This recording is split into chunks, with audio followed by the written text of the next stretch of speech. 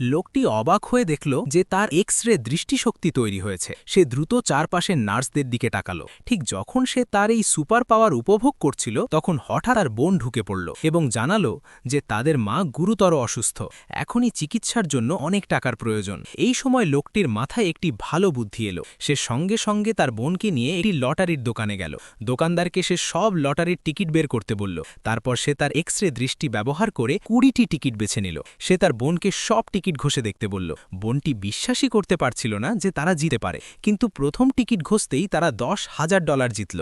এরপর লোকটি বলল, আরও ঘষতে থাকো। দ্বিতীয় টিকিটেও $3,000 জিতল। দোকানদারও খুব অবাক হয়ে গেল। তারপর বোনটি বাকি সব টিকিট ঘষল। আশ্চর্যের বিষয়, প্রতিটি টিকিটেই পুরস্কার ছিল। এতটাই বিস্মিত হলো যে সে কথা বলতেই পারল না। দোকানদার সব টিকিট নিয়ে মোট হিসাব করে দেখল, মোট পুরস্কারের পরিমাণ $8,00,000। পরের দিন লোকটি তার এক বন্ধুর দোকানে গেল। সেখানে গিয়ে সে একটি কঠিন সমস্যার কথা জানল। বাড়িওয়ালা শুধু ভাড়া বাড়াতে চায়নি, বরং 3 বছরের জন্য নতুন চুক্তিতে সই করতে বলেছিল, না হলে $1,00,000 জরিমানা দিতে হতো। এই সময় লোকটি তার এক্স-রে দৃষ্টির মাধ্যমে আবিষ্কার করল যে দোকানের পেছনের উঠোনে একটি গুপ্তধন লুকানো আছে। সে দ্রুত বাড়িওয়ালাকে জানালো যে সে চুক্তিতে রাজি। তার বন্ধু লোকটির আচরণ বুঝতে পারছিল না। লোকটি কিছুই ব্যাখ্যা করল না, শুধু তাকে বলল টাকা বাড়িওয়ালার কাছে পাঠিয়ে দিতে। টাকা পেয়ে বাড়িওয়ালা সন্তুষ্ট হয়ে চলে গেল। এরপর লোকটি তার বন্ধুকে কয়েকটি কোদাল প্রস্তুত করতে বলল। সে জানালো সেই রাতেই তারা খুব ধনী হয়ে যাবে। কথাটি শুনে তার বন্ধু খুবই অবাক হলো। রাতে তারা দুজন কোদাল দিয়ে খুঁড়তে শুরু করল। কিছুক্ষণ পর সত্যিই তারা উঠোনে দুটি কলস খুঁজে পেল।